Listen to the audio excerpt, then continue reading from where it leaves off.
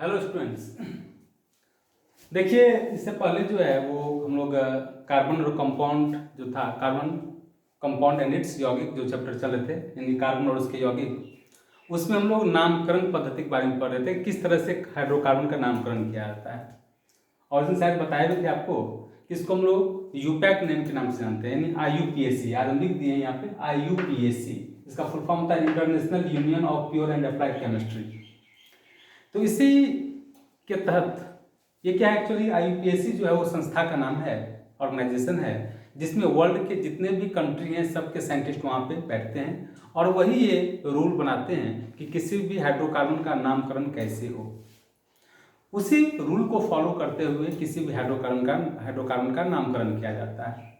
तो पिछले क्लास में हम लोग देख लिए थे कि जब किसी हाइड्रोकार्बन का नामकरण करते हैं तो बिल्कुल एक इंसान की तरह ही कुछ रूल्स को फॉलो किया जाता है। जैसे किसी का नाम हमने एग्जांपल लिया था मोहन कुमार, तो पहले उसका नाम होता है मोहन फिर कुमार। उसी तरह से यहाँ भी जब हम लोग IUPAC नाम लिखेंगे किसी भी हाइड्रोकार्बन का, तो उसमें सबसे पहला शब्द जो इस्तेमाल होता है वो होता है वर्ड रूट। उसके बाद जैसे मोहन के बाद कुमार आता है, उसी तरह से वर्ड रूट के बाद हम लोग प्राइमरी सफिक्स का इस्तेमाल करते हैं।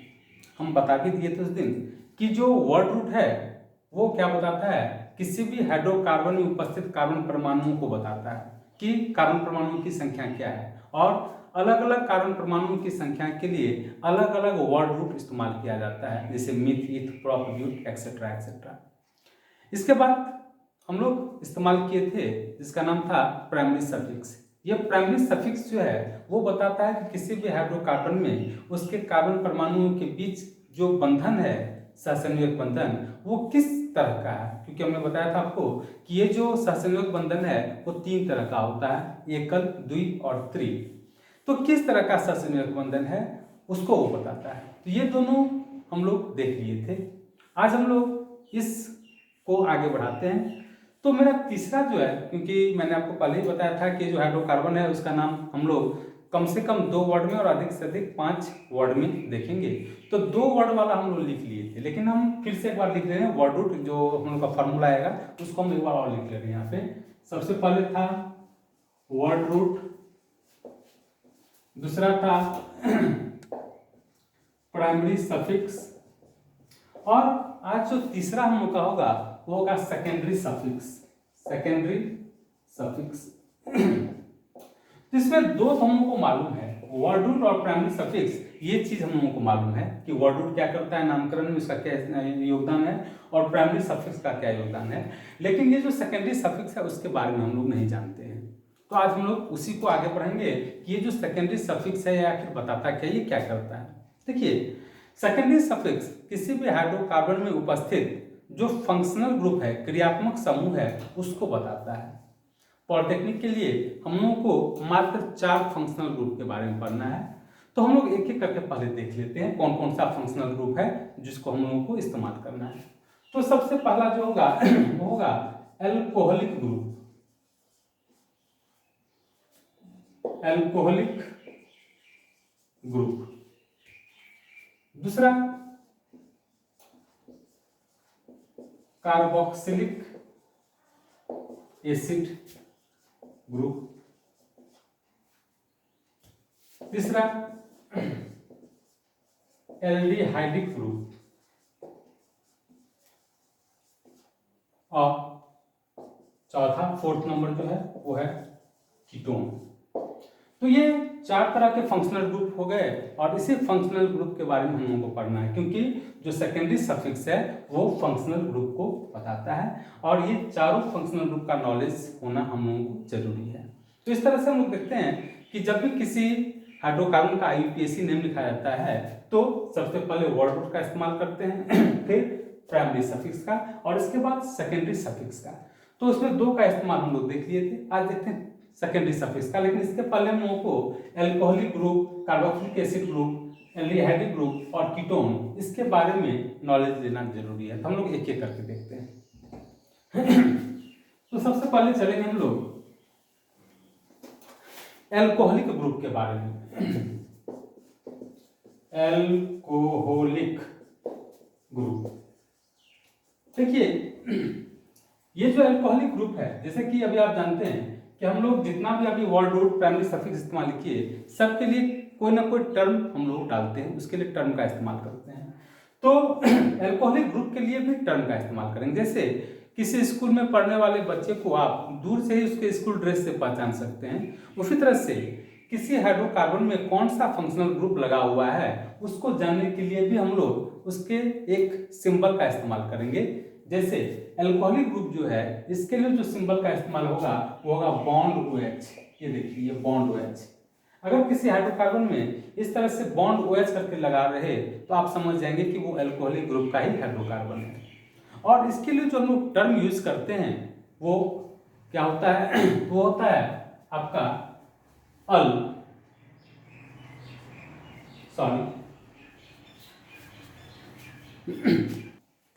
हाँ, तो ये अल्कोहलिक ग्रुप जो है इसके लिए हम लोग टर्म यूज करते हैं, जो होगा वो होगा OL ऑल। और इसके लिए जो सिंबल था वो बॉन्ड OH था।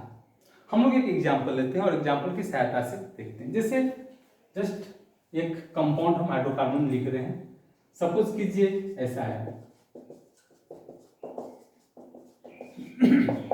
मान लीजिए ये आपके पास हाइड्रोकार्बन हुआ। अब हम लोग इसका IUPAC नेम लिखते हैं। आप जानते हैं कि जब किसी का नाम लिखा जाता है हाइड्रोकार्बन का तो सबसे पहले हम लोग किसका इस्तेमाल करते हैं, वर्ड रूट का।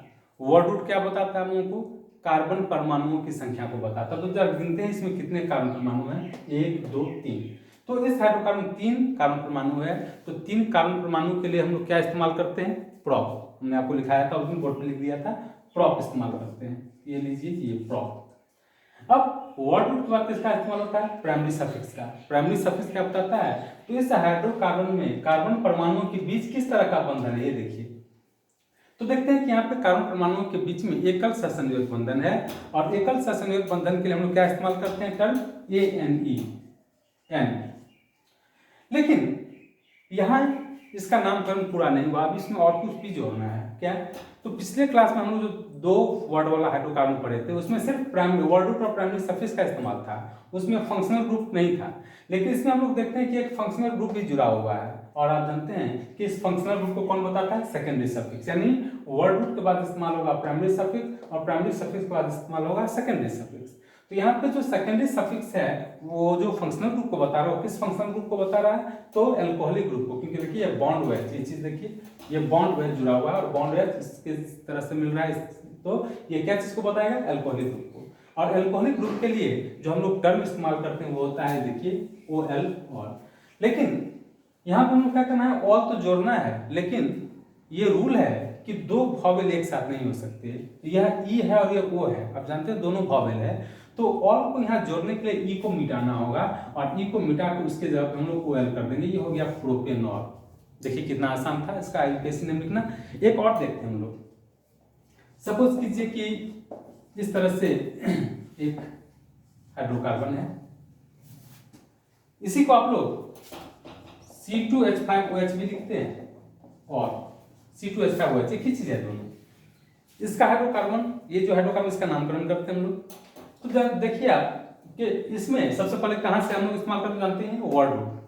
तो सबसे पहला वर्ड रूट इस्तेमाल करेंगे, और वर्ड रूट क्या बताता है, कार्बन परमाणुओं की संख्या को बताता है। तो इसमें कितने कार्बन परमाणु हैं, 2, 1 और 2। तो 2 से हम लोग जो टर्म यूज करते हैं वो क्या होता है, इथ। ये लिख दिया, इथ। वर्ड रूट के बाद किसका इस्तेमाल होता है, प्राइमरी सफिक्स का। प्राइमरी सफिक्स क्या बताता है, कार्बन परमाणुओं के बीच के बंधन को। तो कार्बन परमाणुओं के बीच में कैसा है, एकल सहसंयोजक बंधन है, उसके लिए क्या यूज करते हैं, ANE। तो यहाँ इसके आगे में हम लोग लिखेंगे ANE। इसके बाद देखते हैं क्या एक फंक्शनल ग्रुप भी जुड़ा हुआ है, और फंक्शनल ग्रुप के लिए किसका इस्तेमाल होता है, सेकेंडरी सफिक्स। यह सेकेंडरी सफिक्स फंक्शनल ग्रुप को बता रहा है, और कौन सा फंक्शनल ग्रुप यहाँ लगा हुआ है, यहाँ लगा हुआ आपका अल्कोहलिक ग्रुप। और अल्कोहलिक ग्रुप के लिए क्या इस्तेमाल किया जाता है, OL। तो यहाँ भी रूल का इस्तेमाल करेंगे, क्या कि 2 वॉवेल एक साथ नहीं लिखे जाते, तो ई हटाकर उसकी जगह पे OL लिखेंगे। ये हो गया इथेनॉल। तो देखिए ये बहुत ही आसान है, और इस तरह से हम लोग एक जो फंक्शनल ग्रुप था अल्कोहलिक ग्रुप उसके बारे में देख लिए। अब हम लोग चलते हैं दूसरे फंक्शनल ग्रुप के बारे में कि उसका इस्तेमाल किस तरह से होगा।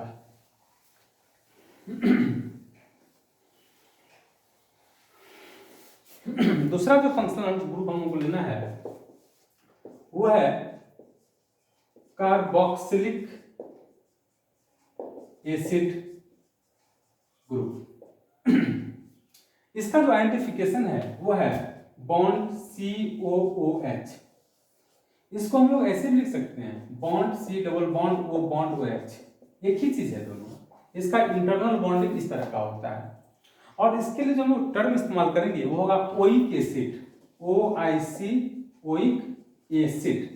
ये टर्म हम लोगों को इस्तेमाल करने का है जब इसका नाम लिखेंगे हम लोग। तो हम लोग एक एग्जांपल लेते हैं और इसी की सहारा से ये समझते हैं कि किस तरह से इसका नामकरण होगा। तो एग्जांपल लेते हैं जैसे कि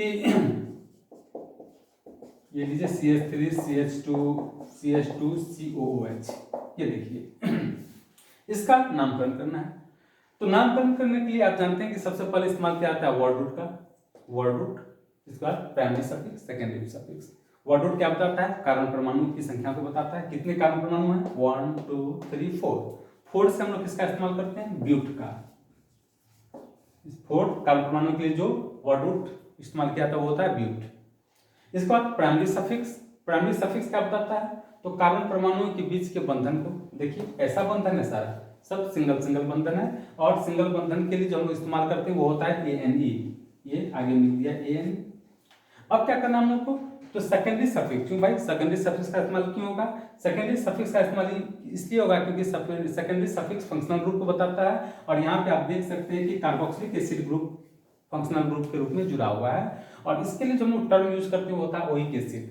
लेकिन यहाँ फिर सेम रूल हो गया, ओइक एसिड में O वॉवेल और यहाँ ब्यूटेन का जो E है वो भी वॉवेल है। तो दोनों को जोड़ने के लिए क्या करते हैं? E हटा देंगे और इसके जगह पे हम लोग लिखेंगे ओइक एसिड। ये देखिए क्या लिखा है? Butanoic acid, butanoic acid. इस तरह से आप इसका भी नामकरण देखिए। एक और एग्जांपल ले लेते हैं, छोटा सा एग्जांपल।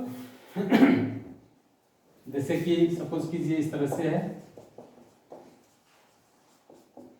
इसका यूपीएससी ने लिखना है हम लोगों को।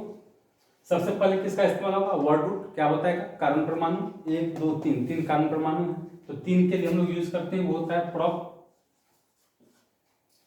प्राइमरी सफिक्स बंधन को बताता है, देखिए एकल ससंयोजक बंधन, इसके लिए हम लोग यूज करते हैं ANE। इसके बाद देखिए सेकेंडरी सफिक्स। सेकेंडरी सफिक्स बताता है हम लोगों को फंक्शनल ग्रुप को, कार्बोक्सिलिक एसिड ग्रुप लगा हुआ है, टर्म क्या इस्तेमाल होगा? Oic acid. लेकिन वही सेम चीज O वॉवेल E वॉवेल जोड़ने के लिए क्या करेंगे? E हटाएंगे और उसके जगह पे हम लोग ओइक एसिड लिख देंगे। ये देखिए ये हो गया आपका प्रोपेनोइक एसिड। तो इस तरह से एल्कोहलिक ग्रुप और कार्बोक्सिलिक एसिड ग्रुप का जो इस्तेमाल था वो हम लोग देख लिए।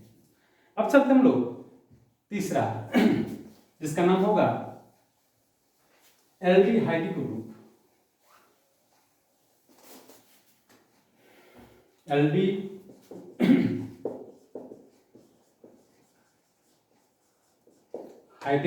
ग्रुप। एल्डिहाइडिक ग्रुप का आइडेंटिफिकेशन पहचान क्या होगा? उसका पहचान होता है बॉन्ड CHO। इसी को हम लोग ऐसे लिख सकते हैं bond C double bond O bond H।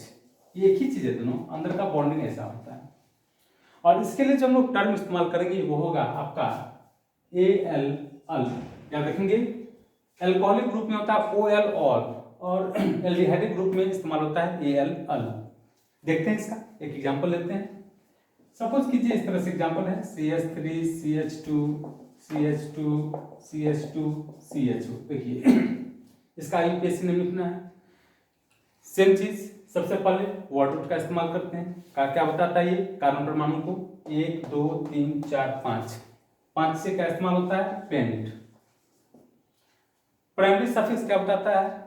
Carbon परमाणु के बीच के बंधन को, ऐसा बंधन है एकल, एकल के लिए क्या इस्तेमाल करते हैं? ANE। ये लिख दिया ANE। इसके बाद क्या होता है? Secondary suffix. सेकेंडरी सफिक्स क्या बताता है? फंक्शनल ग्रुप को। देखिए ये एल्डिहाइडिक ग्रुप जुड़ा हुआ है और एल्डिहाइडिक ग्रुप के लिए हम लोग इस्तेमाल करते हैं टर्म ALL।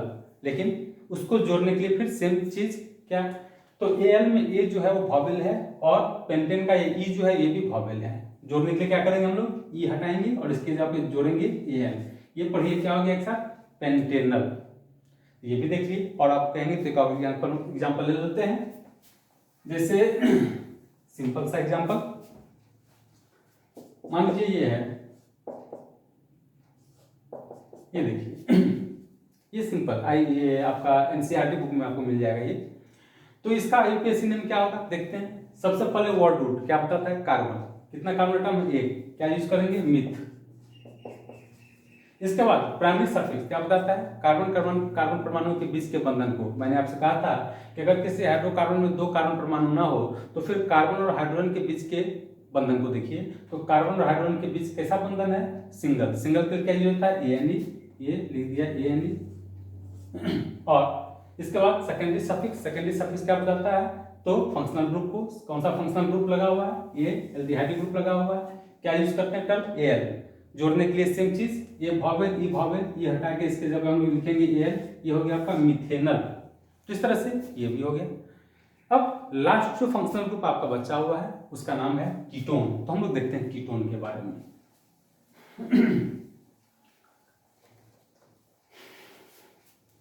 ये हो गया आपका कीटोन।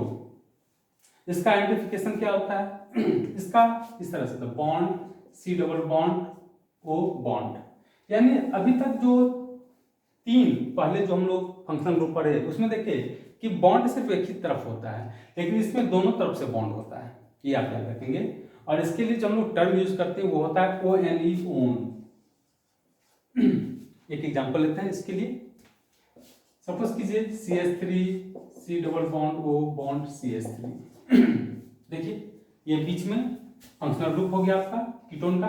इसके दोनों इस साइड में एल्काइल ग्रुप लगे हुए हैं, मिथाइल ग्रुप है दोनों तरफ, एल्काइल ग्रुप इसको बोलते हैं। इसका IUPAC नाम लिखते हैं। सबसे पहले किसका इस्तेमाल करेंगे, वर्ड रूट का। वर्ड रूट क्या बताता है, कार्बन परमाणु को बताता है। कितने हैं, 1 2 3। 3 से क्या इस्तेमाल होता है, प्रॉप। इसके बाद प्राइमरी सफिक्स। प्राइमरी सफिक्स क्या बताता है, तो कार्बन परमाणुओं के बीच के बंधन को बताता है। कैसा बंधन है, देखिए सिंगल ससंयोजक बंधन, इधर भी सिंगल कोवैलेंट बॉन्ड यानी एकल ससंयोजक बंधन। और इसके लिए क्या टर्म इस्तेमाल होता है, ANE लिख देते हैं यहाँ, ANE। इसके बाद देखते हैं सेकेंडरी सफिक्स। सेकेंडरी सफिक्स क्या बताता है, फंक्शनल ग्रुप को बताता है। इसमें कैसा फंक्शनल ग्रुप जुड़ा हुआ है, ये देखिए कीटोन। कीटोन के लिए क्या टर्म मिलता है, ONE, ओन। लेकिन जोड़ने के लिए सेम जो हम लोग करते आए हैं, क्या कि इसके O भावेल और प्रोपेन का E भी भावेल। तो दोनों को जोड़ने के लिए क्या करेंगे, E हटाएंगे और उसके जगह पे ONE लगा देंगे, ये हो गया प्रोपेनोन। इस तरह से किसी भी हाइड्रोकार्बन का जो हम लोग IUPAC नाम लिखते हैं उसमें 3 वर्ड वाला जो IUPAC नाम है वो आपने देख लिया, जिसमें हम लोग सेकेंडरी सफिक्स आज एक्स्ट्रा ऐड किए हैं और जो उसमें 4 फंक्शनल ग्रुप पढ़ना था, एल्डिहाइडिक, कार्बोक्सिलिक, एल्कोहलिक और कीटोन। अब अगला दिन हम लोग इसमें जो है वो 4 वर्ड वाला और फिर उसके बाद 5 वर्ड वाला जो IUPAC नेम होता है उसको हम लोग देखेंगे। आज के लिए इतना काफ़ी है। Thank you.